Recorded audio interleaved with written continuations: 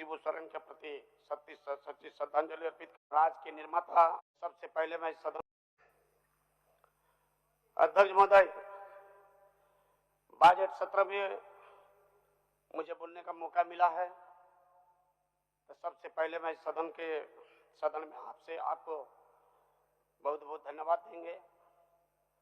उसके साथ ही राज्य के निर्माता, झारखंड आंदोलन के महानायक, वीर योद्धा स्वर्गीय दिसम गुरु शिबू सोरेन के प्रति सच्ची श्रद्धांजलि अर्पित करता हूं।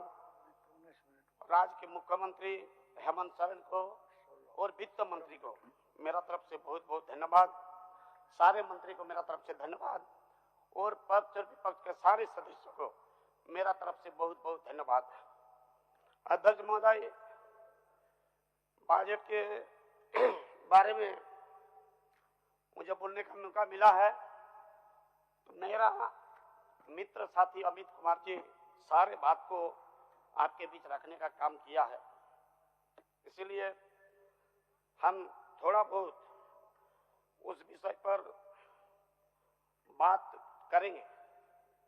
अध्यक्ष महोदय, ये बजट सिर्फ एक दस्तावेज नहीं है, बल्कि यहाँ के दलितों का, पीड़ितों का, मजदूर का, किसान का, अल्पसंख्यक का, महिला का, उम्मीदों का एक स्मारक है। यहीं से झारखंड राज्य के आत्मा का प्रतिबिंबित होता है, झारखंड राज्य के भावना परिलक्षित होता है और इस राज्य के विकास प्रदर्शित होता है। और इसी बजट में इस राज्य के प्रति सरकार के जिम्मेदारी, सरकार की प्रतिबद्धता, सरकार की उत्तरदायी, सरकार के जवाबदेही और सरकार के कर्तव्य निष्ठता का परिलक्षित होता है महोदय। हम निश्चित रूप से बजट में बात करते हैं तो कभी कभी देश का बात भी हम लोग करते हैं महोदय। हम उस देश का बात करते हैं जिस देश के लिए 7,32,680 क्रांतिकारी योद्धा अपना प्राणों का बलिदान देकर इस देश को आजाद किया है, जिसमें हमारा पूर्वज भी है महोदय, बिरसा मुंडा, सिद्धू कानू, तिलका मांझी, चांद भैरव, जिन्होंने प्राणों का बलिदान देकर देश को आजाद किया है। और अगर मेरा एक वोट से इस देश का प्रधानमंत्री का निर्वाचन होता है तो मेरा हक और अधिकार बनता है कि देश के प्रति मेरा वफादारी, देश के प्रति मेरा जिम्मेदारी को भी यहाँ कहना जरूरी है। अध्यक्ष महोदय, इंग्रेज शासन काल में भी इतना क्रूर शासन व्यवस्था नहीं था जो शासन व्यवस्था का सामना आज हम लोग कर रहे हैं। जर्मन के तानाशाही शासक एडोल्फ हिटलर ने बोले थे कि जनता को इतना निचोड़ दो कि वो जिंदा रहने को सिर्फ विकास समझे। और ये सिर्फ जर्मन के तानाशाही शासक नहीं बल्कि नेपोलियन बोनापार्ट भी कहा था कि आम लोगों को 2 वक्त के रोटी के लिए इतना भटका दो, उसको इतना मजबूर कर दे कि वो सिर्फ पेट भरने का लड़ाई में ही उलझ के रह जाए, तो देखना वो कभी भी आपके ताकत के बारे में, आपके चाल के बारे में और आपके षड्यंत्र के बारे में सवाल नहीं कर पाएगा। वो कभी भी अपना हक और अधिकार का बात नहीं कर पाएगा, वो कभी भी व्यवस्था परिवर्तन का बात नहीं कर पाएगा। और धीरे धीरे उसको लगने लगेगा कि शायद चुप रहना ही सबसे बड़ा सुरक्षित जगह है और शायद जिंदा रहना ही सबसे बड़ा काम है, और वो कभी भी अपना हक और अधिकार का बात नहीं करता है। हम आपको बता देना चाहते हैं, ये बीजेपी सरकार जो बात आज देश में कर रहा है, आज हम आप सबको कहेंगे। हाँ बोलिए। आप माननीय सदस्य बोलिए, आप बोलिए, अपना बात को जारी रखिए।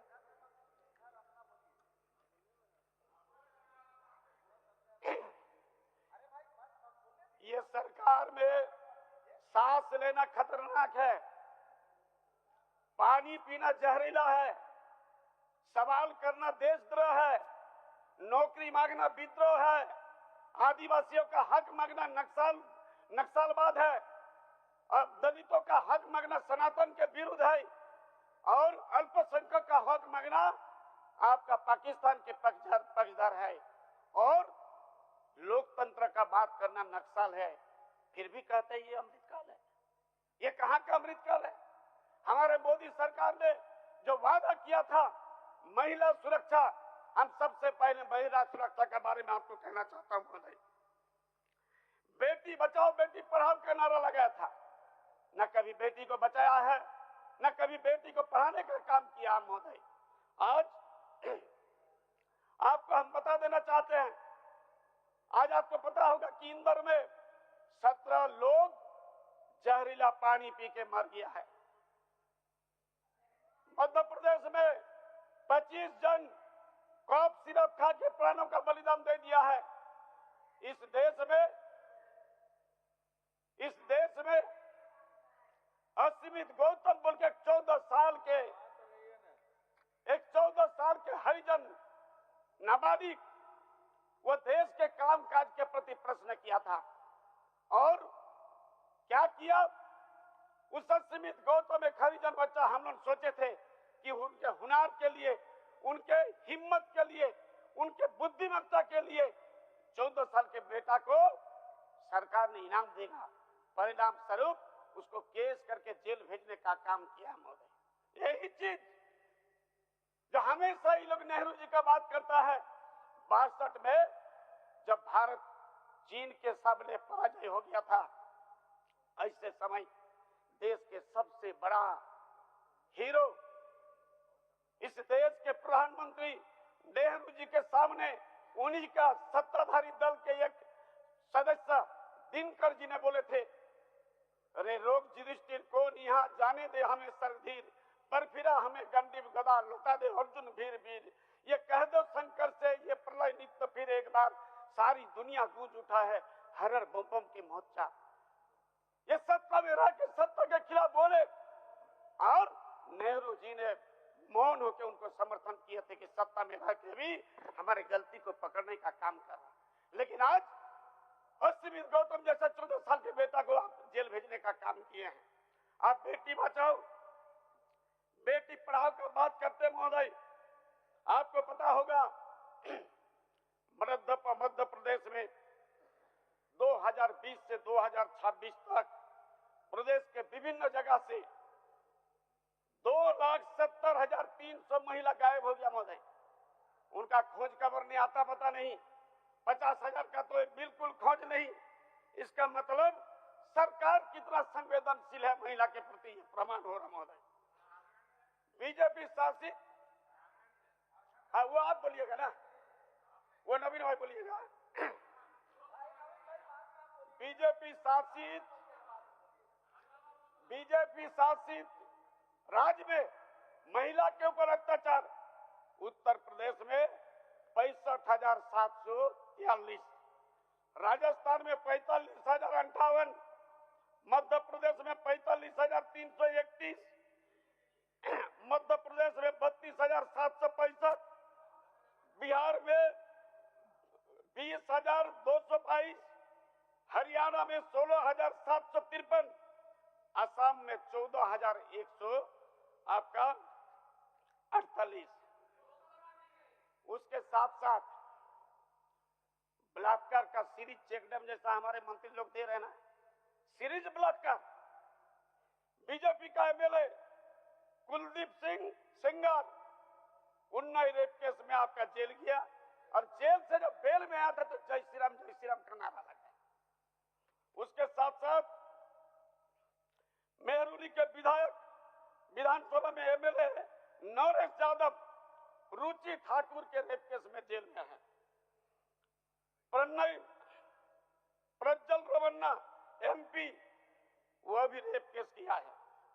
बीजेपी के नेता महेंद्र चौधरी, वो आदिवासी महिला का रेप केस किया महोदय।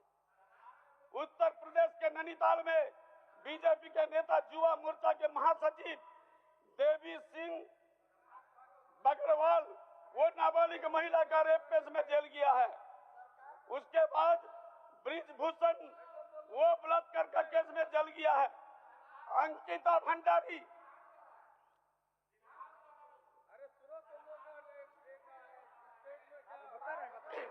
देश के लिए भी बोलेंगे, क्यों नहीं बोलेंगे, देश के लिए भी बोलेंगे। बताइए। अंकिता भंडारी वो भी बीजेपी के बड़े नेता विनोद आर्या के बेटा पुलक आर्या, वो भी जेल में है। एमपी में बीजेपी का पार्षद ओसफ सिंह, वो भी बलात्कार का केस में है।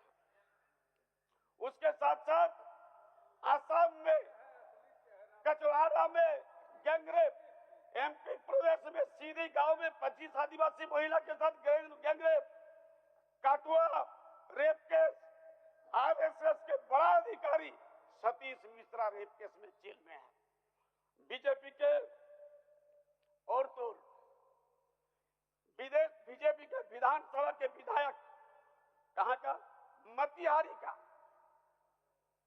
महिला के प्रति कितना श्रद्धा है। वो बिहार में विधानसभा से बाहर निकल के बोलते हैं कि महिला लोग अपना संतुष्टि के लिए कुत्ता के साथ सोते हैं। जिस माँ का केक को सब जन्म लिए हैं, जब माँ को इस लायक बनाया है, आज उस माँ का कोक को भी लोग बदनाम करने का काम करा महोदय। इसीलिए आज विचार करने का जरूरत है। ये देश कहां है महोदय? आज चीन डीपसीक, एआई और 6G टेक्नोलॉजी पर चला गया है। आज अमेरिका चैट जीडीपी और गोरख, 1 मिनट माननीय सदस्य। साथी भी हैं, ऐसा कोई शब्द ना बोला जाए जो समाज में अच्छा नहीं लगता है सुनने में। तो मेरा आपसे आग्रह है कि उसको संसदीय कार्य मंत्री जी इसको गंभीरता से लीजिए, उसको स्पॉन्ज करा दीजिए। ऐसा चलिए, कौन सा बात? चलिए मान्य सदस्य, चलिए। तो चीन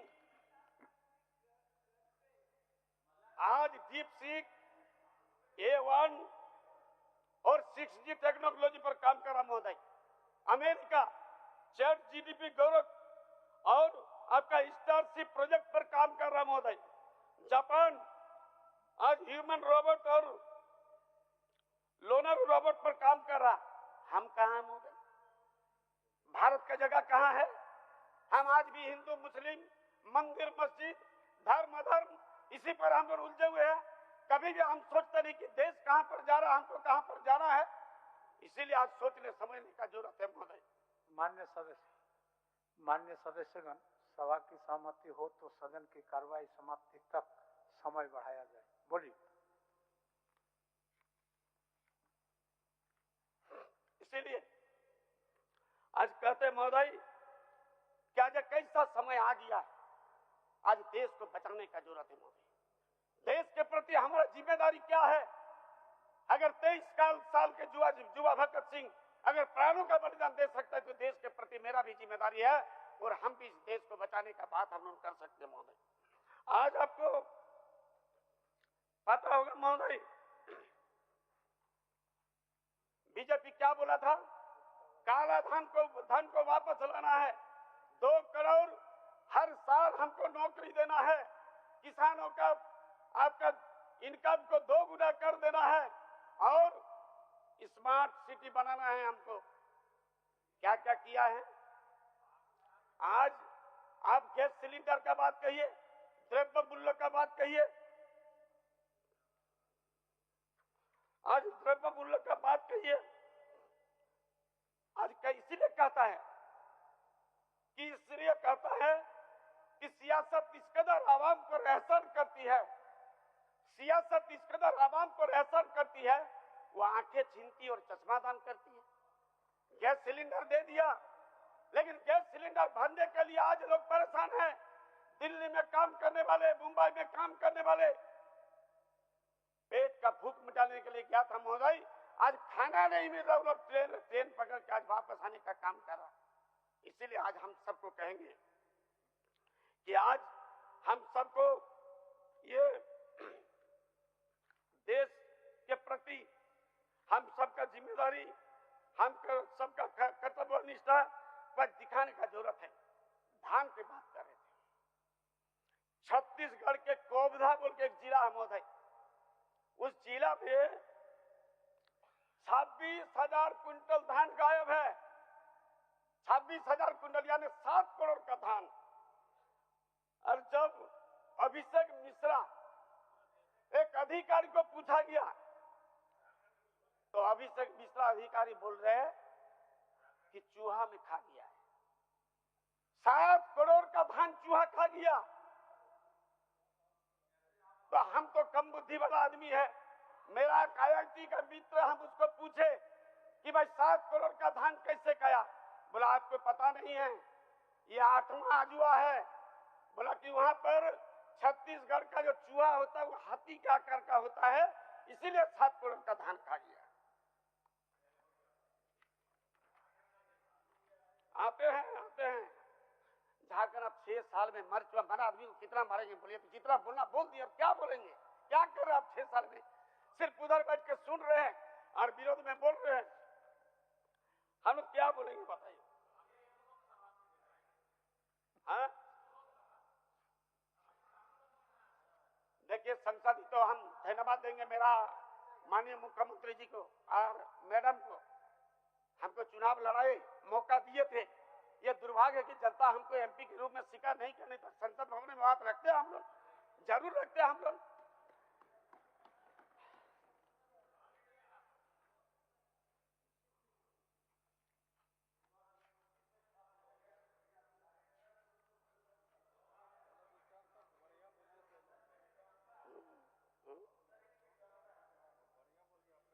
क्या माननीय मंत्री जी?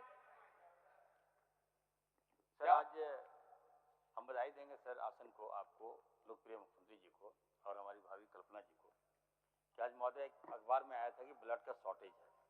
इसको देखते हुए सर हमारे विभाग ने आज ब्लड डोनेशन कैंप लगाया गया महोदय। सभी पक्ष जाकर, आप भी गए, CM साहब भी गए महोदय, रिक्वेस्ट किए सत्ता पक्ष के विधायकों से भी और विपक्ष के विधायकों से भी महोदय।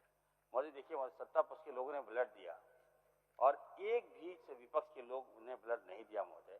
तो हम जानना चाहते हैं कि इस तरह से अगर आप लोग आवाज उठाते हैं, जनता अगर ब्लड आप दे दीजिएगा तो किसी की जान बच जाती महोदय। केवल छलना, झूठ बोलना और महोदय ये दिखावा करना कहीं कहीं भी लगता है महोदय स्वास्थ्य व्यवस्था महोदय अगर आपकी हो गया माननीय मंत्री, जान बच जाती। माननीय मंत्री जी, हो गया आपकी दस है। इसके बाद आपका है राज सिन्हा जी। अब इसके बाद आप ही का है शिक्षा के बाद में आप ही का है। हाँ सुनिए, इसके बाद आप ही का है नवीन भाई। चलिए, शिक्षा के बारे में बोल रहे हैं। मोदी जी के कार्यकाल में 10 साल में 93,000 स्कूल बंद हो गया। माननीय सदस्य अब कंक्लूड करिए। हाँ, तो 93,000 स्कूल बंद हो गया है और आपका 1835 में लॉर्ड मैकाले ने ब्रिटिश पार्लियामेंट लॉर्ड्स और हाउस ऑफ कॉमन्स में भाषण दिया था। उन्होंने कहा था कि भारत में 6.5 लाख आपका गांव है जहां आज भी 6,32,780 गुरुकुल है। इसका मतलब उस समय जो हम थे, जो व्यवस्था था, आज वो व्यवस्था हमारे पास नहीं है। इसके लिए जिम्मेदार कौन है? आज 93,000 स्कूल को आज बंद कर दिया है हमारे। उसके साथ साथ आपका 65 लाख बच्चा स्कूल जाना बंद कर दिया मोदी। 65 लाख बच्चा स्कूल जाना बंद कर दिया। कभी सर्वे नहीं करते कि क्यों बच्चा जाना बंद कर दिया। और आपका सबसे विद्वान लोग का जो पार्टी है महोदय, हरियाणा के शिक्षा मंत्री, बहुत मंत्री की आलोचना ये लोग भी करते हैं, वो 1,07,636 बोल ही नहीं पाया, सदन में बोल नहीं पाया। दूसरे आदमी उनको प्रॉम्प्ट कर रहे, उसके बाद भी बोल नहीं पाए। बताइए क्या होगा देश का हाल, क्या होगा शिक्षा व्यवस्था का हाल? देश के दोनों मुख्य, देश के प्रधानमंत्री और गृह मंत्री आपस में बात करके असत्य बोल के देश को कहां पर ले जा रही है, सोचने का जरूरत है महोदय। इसीलिए 6 साल पहले का शेर हम बता रहे हैं। झूठों ने झूठों से कहा है, झूठों ने झूठों से कहा है, झूठों ने झूठों से कहा है सच बोलो, झूठों ने झूठों से कहा है सच बोलो, सरकारी ऐलान हुआ है सच बोलो। घर के अंदर झूठों का एक मंडी है, दरवाजे पे लिखा हुआ है सच बोलो। गुलदस्ते पे फूल नहीं है, गुलदस्ते पर यज्ञ चहती लिख रखा है, गुलदस्ते के भीतर क्या है? सच बोलो। गंगा मैया, गंगा मैया, गंगा मैया, डूबने वाले अपने थे, अपने थे। नाव को किसने छेद किया है? सच बोलो। महोदय, समय हो गया है और ज्यादा बात नहीं करेंगे। यहीं पर हम अपना वाणी को विराम देता हूँ। सबको जोहार, नमस्कार, धन्यवाद। माननीय सदस्य राज सिन्हा जी।